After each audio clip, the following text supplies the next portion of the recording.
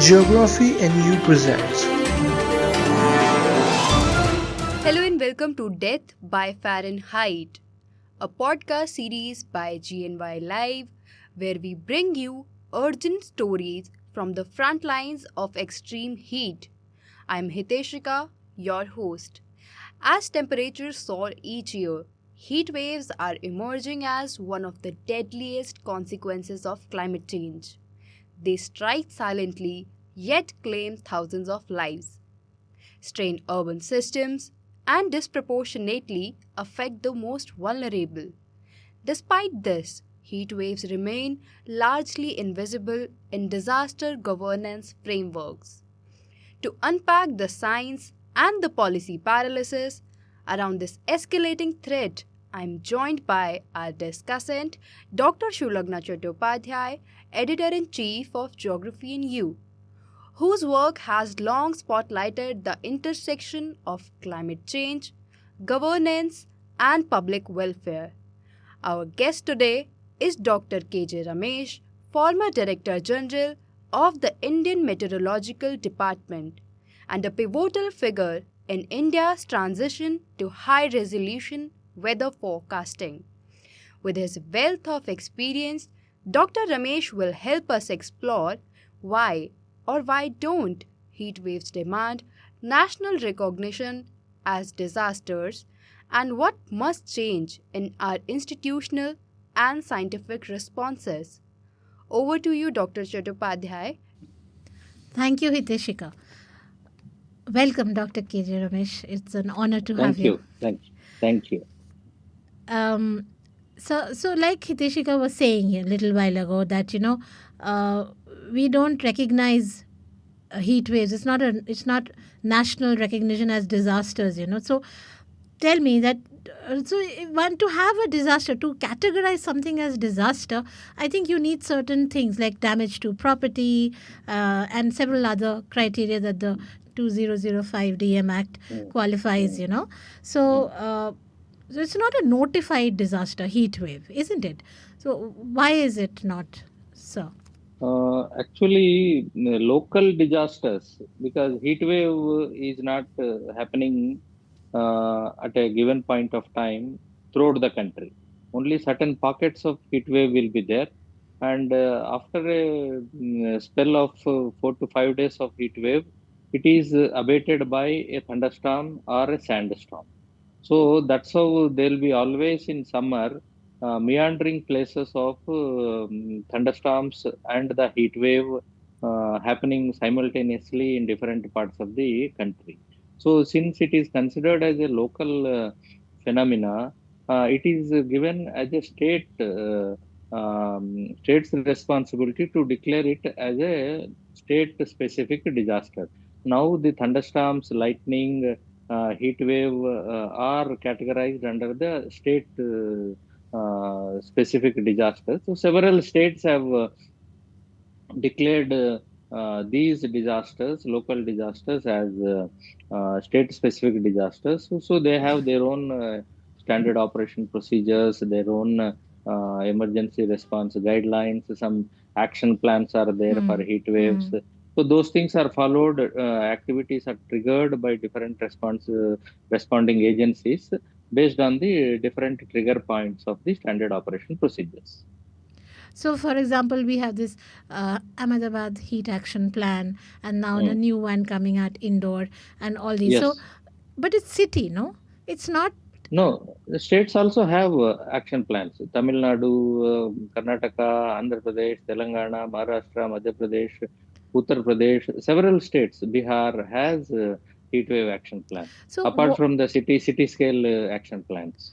so what does the state do with the action Uh, plan? What is yeah, the what there is responsibility? as per the operating procedures, IMD will give color coded heat wave Warnings. conditions Hmm. warning Hmm. for different districts at least 3 to 4 days ahead of its occurrence. And subsequently, every 12 hours, that scenario is updated also.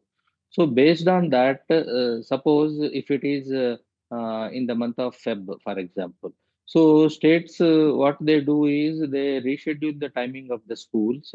So by 12 o'clock or 1 o'clock, schools will be closed. By 2:30, by the time maximum temperature normally reaches at any given point of at any given location. So by the time children are at home. And offices in Karnataka, North Karnataka districts, offices are also rescheduled, state government office. They start at 7:30, they close at 1:30. So these kind of staggered office timings and school timings are the routine ones which are happening across the states. And other things on hospitals, special care is taken. At least in every hospital, district hospitals, 20 beds have to be reserved for heat stroke related morbidities for admitting people affected by heat stroke. So the 20 stations and drinking water availability across the city, safe drinking water availability also at different parts of the city, market areas are to be organized. And wherever dehydration takes place, ORS pockets are available in different medical shops. For example, in every market, government gives ORS pockets to be distributed in the vicinity. Anybody is getting impacted by heat stroke. So these are some of the routine things which are taken. And specific things by experience are taken. For example, in 2017, um, even after taking steps based on the standard operation procedures, Telangana found that new infants,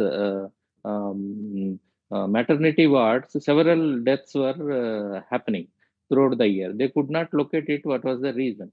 Later on, when the survey was done, those hospitals where they saw deaths, infant mortalities, newborn mortalities in the maternity wards, they found that all those maternity wards are in the top floor of the hospital.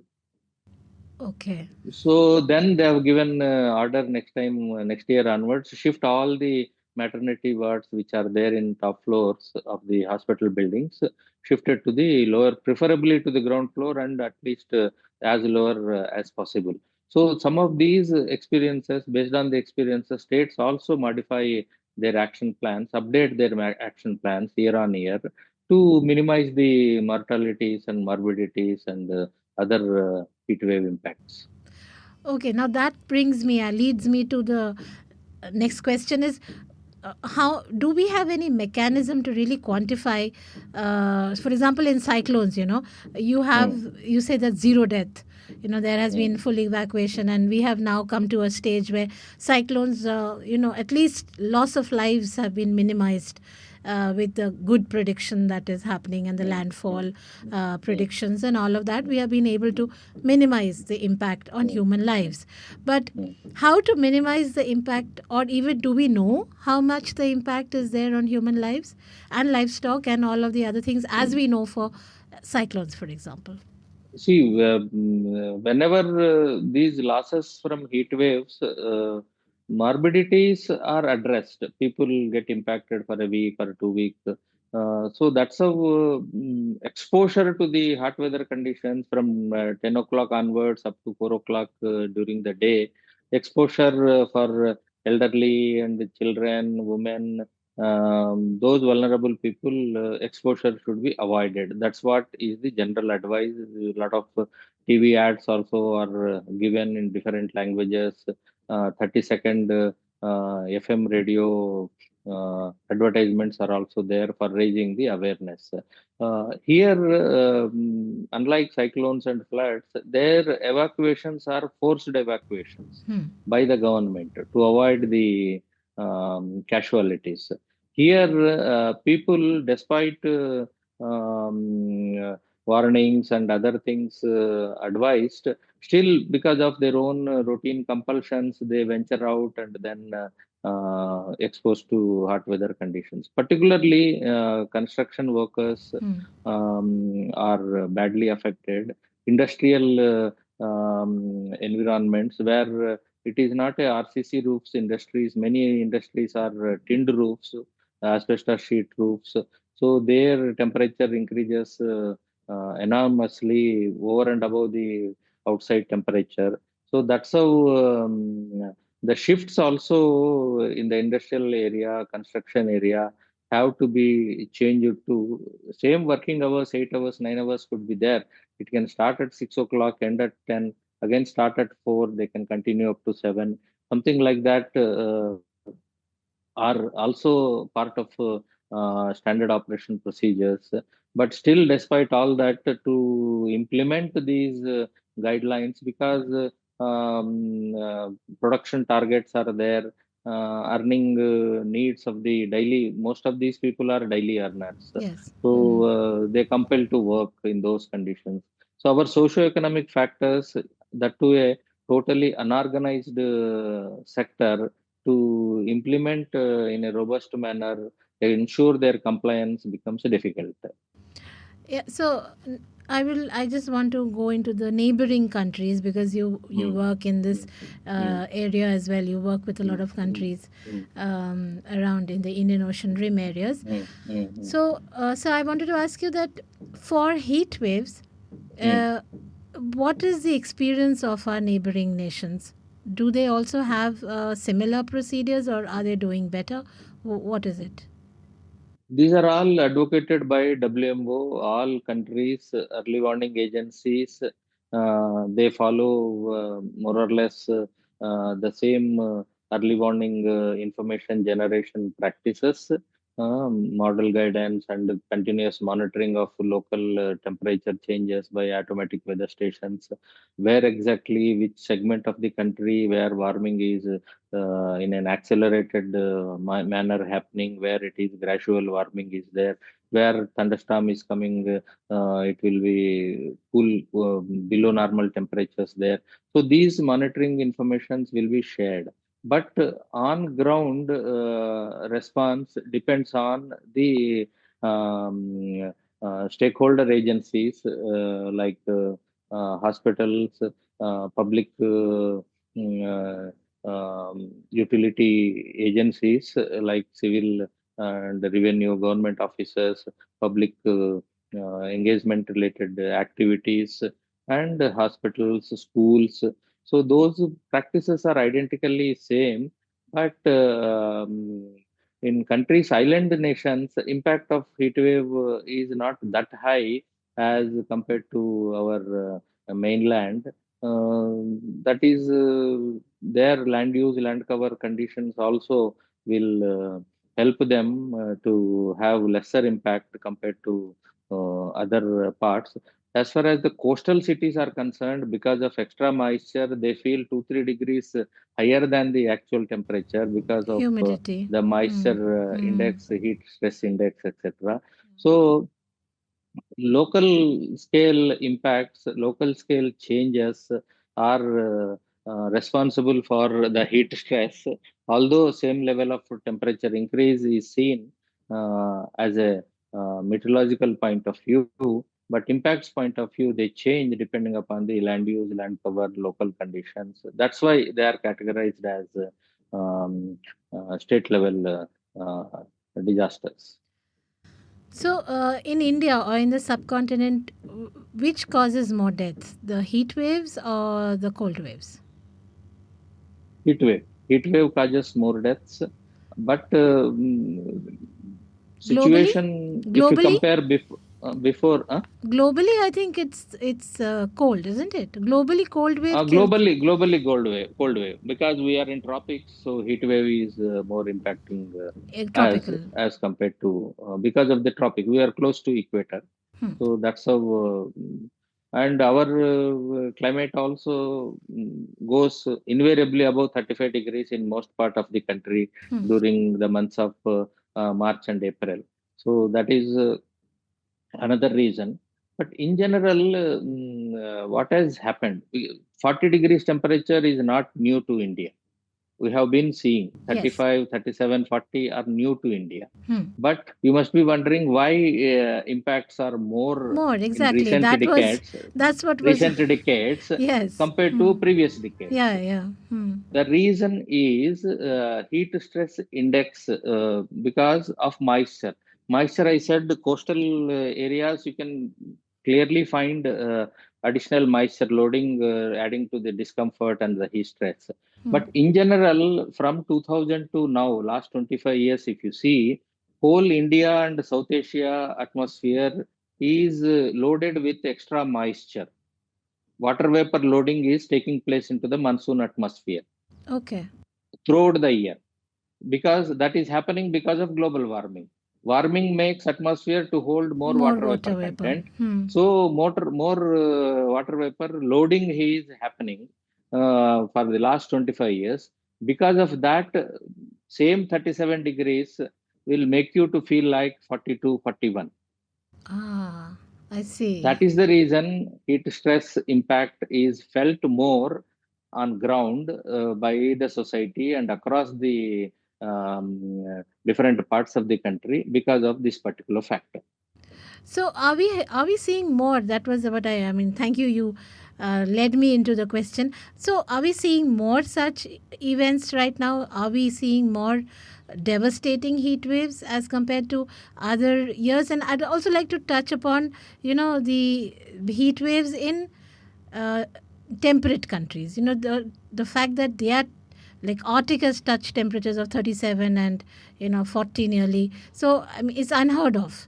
So these little vortexes of high temperature. Tell us a little bit about. Give us a sense of what is happening right now. Why we are seeing such extremes here? Is it increasing? And what is happening globally? See, this year across the globe, temperatures and monthly averages are well above the normal. Hmm. This year in the beginning itself. For that, we had signaling information in 2024. You also must have read all months of 2024 were warmer by more than 1.5 degrees centigrade in all the months of 2024. So that is the reason, even before COP26, WMO brought out a special state of climate report saying that never in the history all months were till September 2024 were above 1.5 degrees. Only couple of months were touching if you go before 2024. Now we realize all months of 2024 till December were above 1.5 degree. So Earth system has been warming throughout the year for 12 months in an unprecedented manner. If you see January 2025, it was warmer by 1.62 degrees, Oh my. higher than last year average. So Hmm. that should have been that was told to the COP only to indicate that next summer is going to be exceptionally warmer summer, and people should take enough precautions, not only protecting themselves from heat waves, and then early heat wave. If you remember, this year we end of February itself we started seeing hot weather conditions Hmm. developing in Tamil Nadu and Kerala, which was not been the case earlier years. So this year, early hot weather conditions, and then significantly hot above normal temperature epochs we are seeing. But good part of this is whenever this happens after a spell of hot weather conditions, thunderstorms and lightning will replace it. So if you Hmm. see even today's picture, whole of South India is several parts of South India in the afternoon are experiencing thunderstorms and lightning. You had several similar thing in the NCR region last night and this today Yes. morning. Yes. So these Hmm. kind of changes, back to back heat wave and thunderstorm and lightning activity back to back happens. So that is the reason when heat waves are more, thunderstorm activity is also more, lightning activity is also more. You get rainfall also along with that. So this is a sort of both heat wave frequency epochs goes up, and at the same time thunderstorm and lightning frequency also goes up because moisture is already there in the atmosphere. Hmm. Hmm. Hmm. Only the lifting mechanism has to be there from the thermodynamical processes. So that generates clouds and then local thunderstorms happen. So not only heat waves increasing, increasing thunderstorms and lightning activity is also there. So there is a thumb rule the IPCC gave for each 1 degree warming, 7% increase in the water vapor content of the atmosphere holding capacity increases, whereas lightning increases for each 1 degree warming by 12%. Oh. So now I don't know if that is a good thing.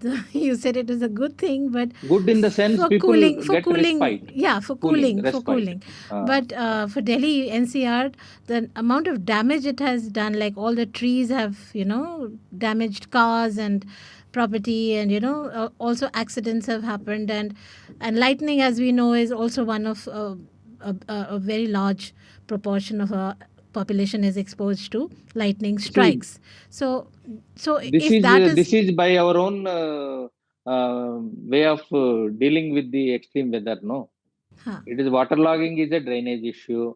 huh, Uh, Tree trimming is the problem for tree felling. hmm, Branches, if you cut without seeing the stability of the tree tree, and the roots, exactly, so exactly, tree felling is by our own yeah, actions. yeah, So, like that, many things, power consumption, power lines should go underground by default in cities, hmm, in big cities like Delhi and Mumbai. hmm, And it is not done everywhere.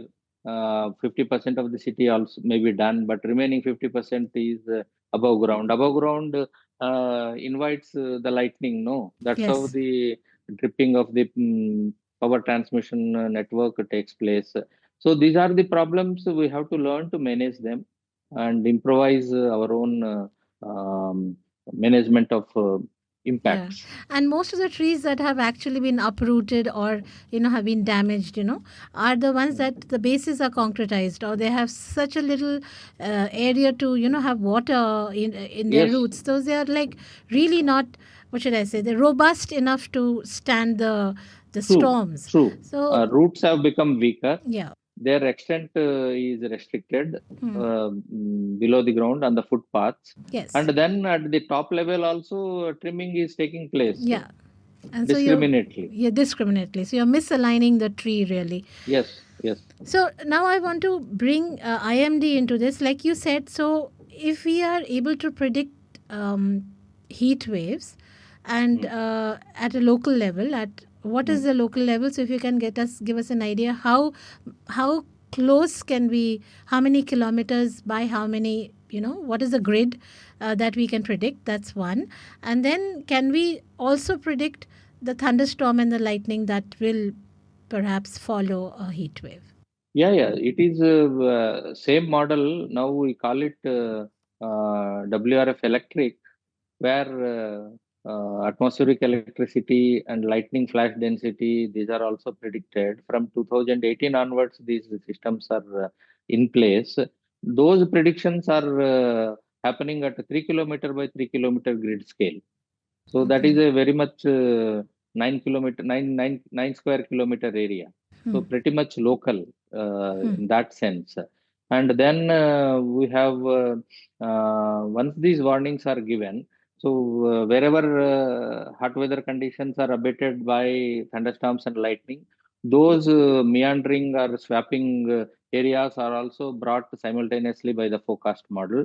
So that's how at least 3 to 4 days before we can say where are the newer areas of hot weather developing, where are the areas of where thunderstorms are possibly developed. So that kind of information is given 3 days before at 9 square kilometer grid scale, and then they are updated in every 12 hours in those Okay. areas. Suppose if you go to a city like Delhi or Mumbai or Hyderabad or Bangalore, you have city scale automatic weather stations. Hmm. So then, since the morning itself, by 10 o'clock and 11 o'clock, you will get a idea that which segment of the city is warming more compared to the other parts of the city. So local alerts can be given on Google Earth and other things. So avoid going to those areas that Hmm. is going to be Hmm. exceptionally warm. So now we have delivery logistics people going around all over the city. Swiggy and other Yeah. similar deliveries, Hmm. logistics. Hmm. So they have set up their own automatic weather stations. Okay. So, more I than didn't. 1,000 Swiggy and those people have. Particularly, they are used during the rain. When some part of the city is raining, so within 15 minutes, if they cannot deliver, they will inform. Because Ah. of rain, it will Hmm. be delayed by 5 minutes, 10 minutes. And if other areas are possible to go by different route, Hmm. Hmm. Hmm. Hmm. then it will be more than 15 minutes, few minutes more than 15 minutes they take. So they are using this information for timing the deliveries, assured deliveries rather, Okay. manage the assured deliveries. It's So there are so interesting. many new Hmm. avenues of using current weather information have evolved over the years. Okay. Last question. So, what are we missing? We are missing action on ground. It is not a warming problem; it is a response problem. So governments issue some guidelines, but compliance by the government agencies is there up to some extent. But oversight of ensuring the compliance in sub-district levels, taluks and primary health centers is really not there. Okay. That's where lot of household damages at the personal level and as well as livestock. These other farms, where chicken and other egg Livestock industry, in the. egg industry. Yeah, yeah. So, Okay. Also, marine. I think a lot of marine heat waves and all that also. marine So, heat waves are there, but on coast you don't fell. In the open seas, their impact is much more. huh. So the fish reproduction cycle will get affected Hmm. in longer term, Hmm. longer term. But fish catch might reduce. Hmm. But on the mainland, the issue is in peri-urban and rural areas Hmm. where compliance of guidelines is merely really missing. People are losing their assets. Right, sir. We will. We thank you very much for being with us, uh, Wonderful. sir. And we had a very good time. We enjoyed speaking with you and learning a lot of new things, especially about how the heat waves have been predicted and how it can be by 3 grid and how it can be done for very local levels by IMD. Yes, So, yes. thank you once again for being with us today. And Thank Hiteshika. you. All the very best to your efforts. Thank you, Dr. Chattopadhyay, and a special thanks to Dr. KJ Ramesh for sharing his insights on how India must reimagine its disaster preparedness in the face of intensifying heat. From the limitations of Disaster Management Act to the urgent need of hyper-local forecast and early warning systems, today's discussion highlighted both the gaps and the opportunities that lie ahead. Dr. Ramesh's call for institutional reform and a recognition of heat waves as formal disasters is a reminder that policy must catch up with climate science before the consequences spiral further. We hope this episode sparked thought and action. Do join us next time on Death by Fahrenheit as we continue to unravel the complex dimensions of living in a warming world. And don't forget to follow us on Spotify, stay updated through Instagram, and catch full episodes on YouTube. Your support helps us to amplify these urgent conversations. Until then, stay alert, stay hydrated, and let's build resilience before the mercury rises again.